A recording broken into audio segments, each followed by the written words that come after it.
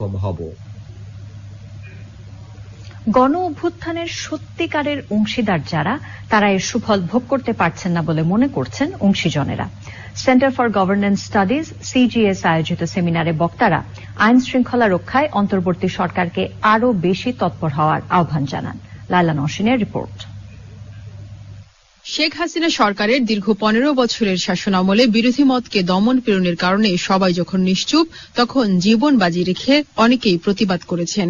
সে কারণে মামলা সহ নানাভাবে হেনস্থার শিকার হয়েছেন তারা। সিজিএস আয়োজিত দুঃসময়ের কণ্ঠস্বর, তাদের স্বপ্ন ও বাস্তবতা শীর্ষক সেমিনারে এমন কথাই তুলে ধরেছেন বিগত সরকারের সময় নির্যাতিতরা। প্রত্যেকটা মানুষকে প্রতিবাদ করতাম, সেই মানুষটা একদম চুপ হয়ে গিয়েছিলাম, মানে ভয়ে আমি কথাও বলতে পারতাম না। আমাকে ভাবতে হচ্ছে আমার জীবন বাঁচবে কিনা, আমার জমিতে আমি নিরাপদে থাকতে পারবো কিনা। এখন এটা নতুন কিছু না, তাহলে পরিবর্তনটা হলো কোথায়? গণ অভ্যুত্থান পরবর্তী সংকট নিয়েও কথা বলেন বক্তারা।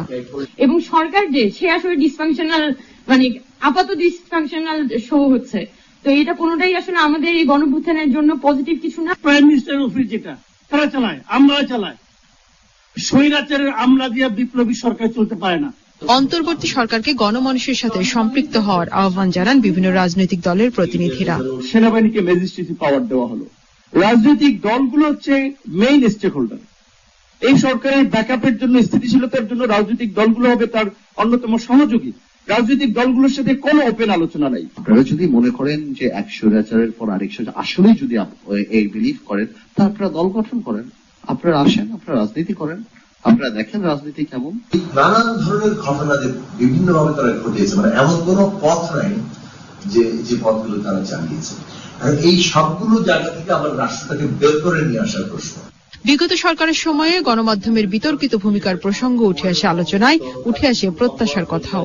গত কয়েক বছর আমার উপর দিয়ে অনেক কিছু গেছে, আমাকে ফলো করা হয়েছে, আমার এখানে পুলিশ পাঠানো হয়েছে, আমার ব্যাংকের হিসাব নিকেশ খতিয়ে দেখা হয়েছে, ট্যাক্স ফাইল খতিয়ে দেখা হচ্ছে।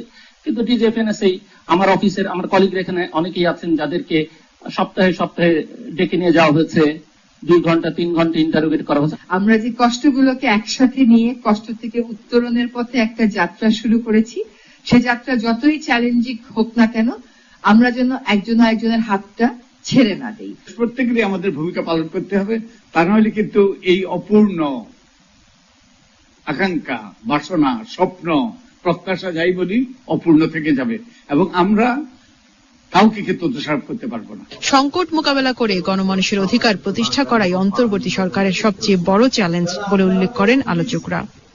Laila Naushin, channel I, Dhaka. নদী রক্ষায় আইনের কঠোর